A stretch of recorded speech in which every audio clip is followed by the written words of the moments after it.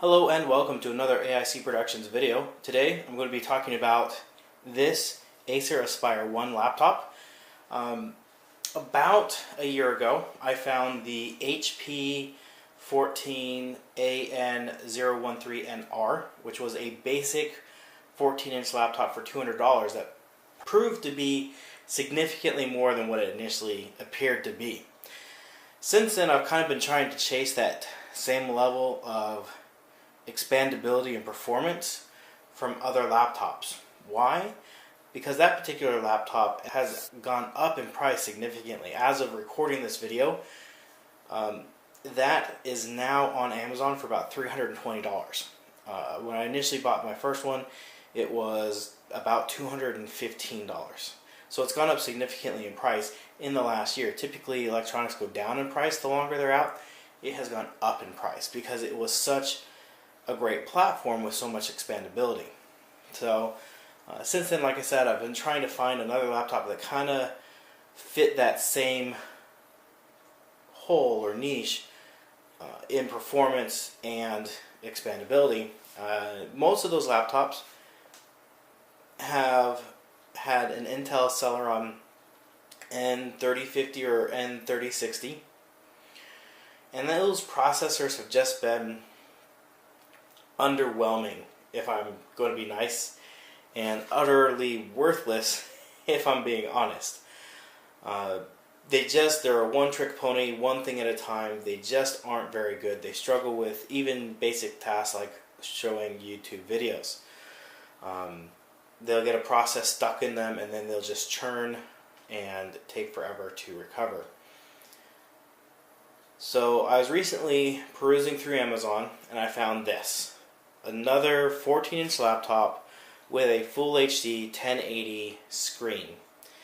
And it was only about $220. In fact, it was a little less than $220. And so I thought, let's give it another go. Let's see what we can get out of this. And so I picked it up, and the biggest reason is because it did not have the N3050 or 3060. It has the N3450 Celeron processor, which is a 4-core and 4-thread processor. It has 4 gigs of memory and a 32 gig eMMC storage drive. Let's give it a go. Let's see what we get out of this particular laptop. On paper, so far, it's looking pretty good. It may be able to fill that 013nr hole. So first of all, let me talk about the importance I feel of having a full HD 1080 screen. With current multimedia, web pages, applications, everything is designed, or at least feels like it's designed for that resolution of screen as being the minimum. I don't know of hardly any desktops that don't have at least that resolution of screen. And more common, you're finding that on laptops, except for at the low end. Now, if you have a 12-inch screen or smaller, understand going with a lower resolution, just because with the higher resolution, things tend to be much smaller on your screen, and if your screen's already small, it can be hard to see. But with a 14-inch screen, a 1080 resolution, a 1920 by 1080, gives you the real estate to function in today's online multimedia world.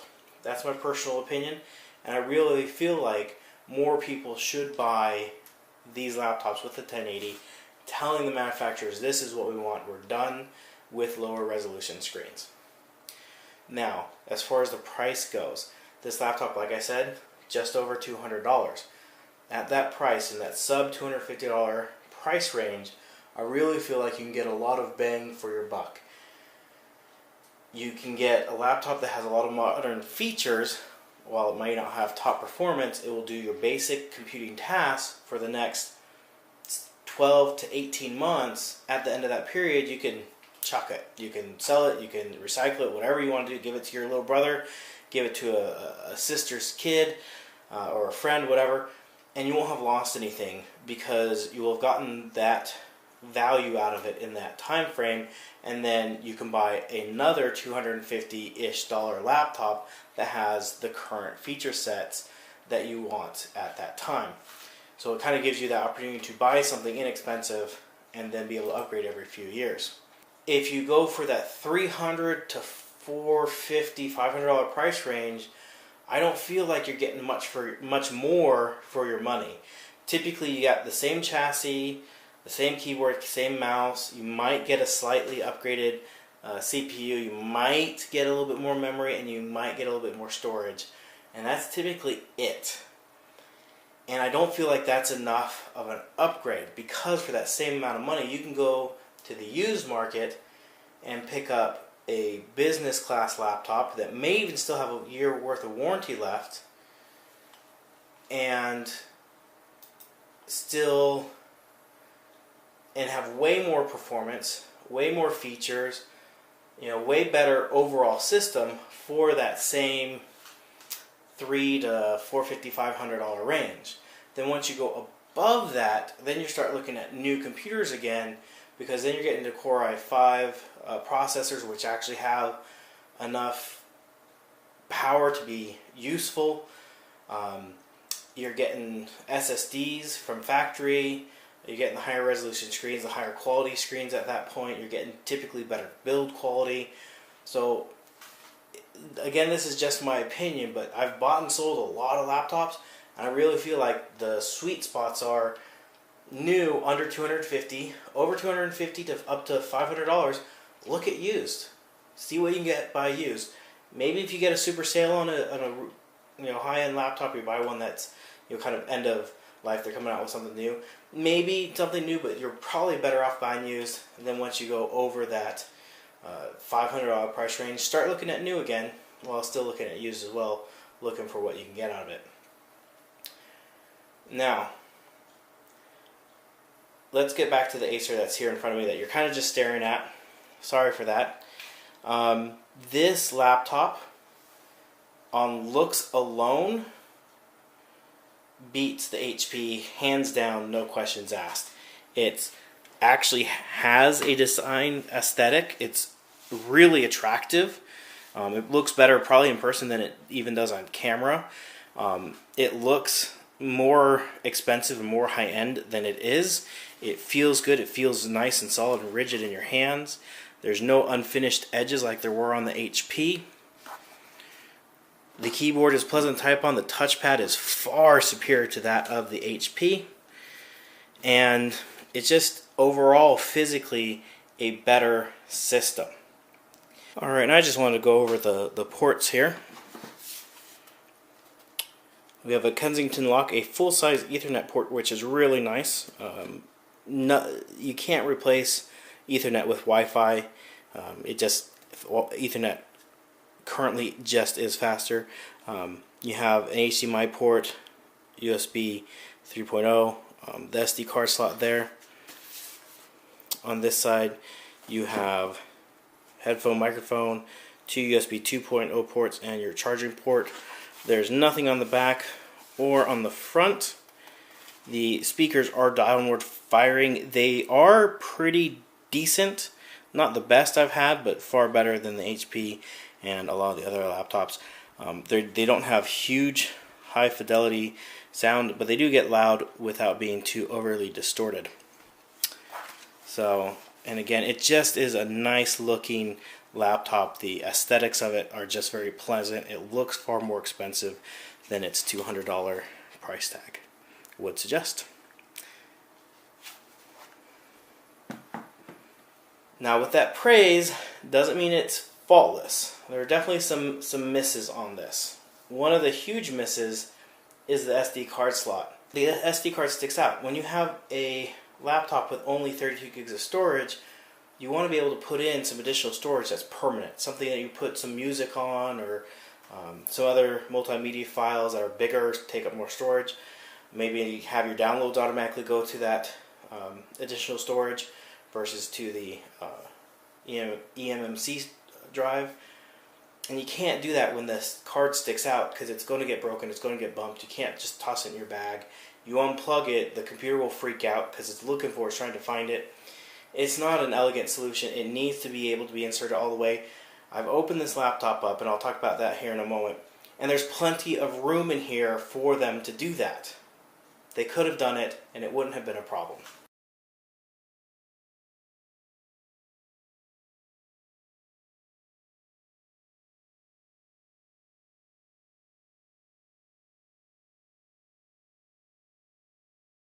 The other problem with this laptop is its screen is not an IPS screen.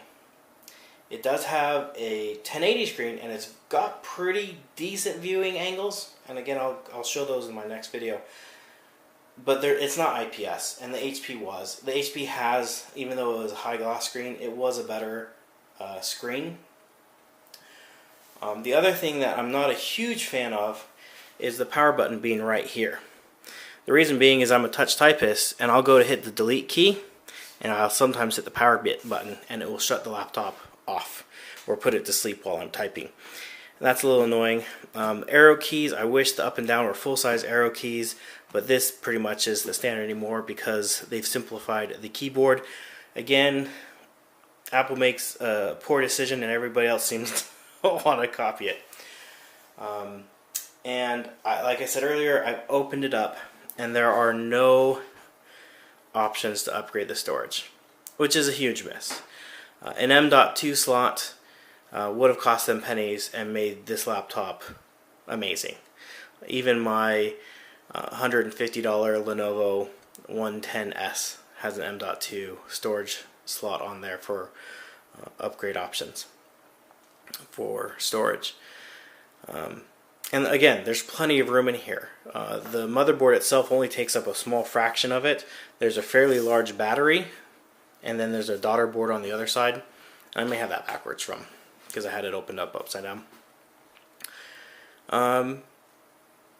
But at this point, I've been using it for my daily use, and that processor, the N3450, is a huge upgrade over the 3050 or the 3060.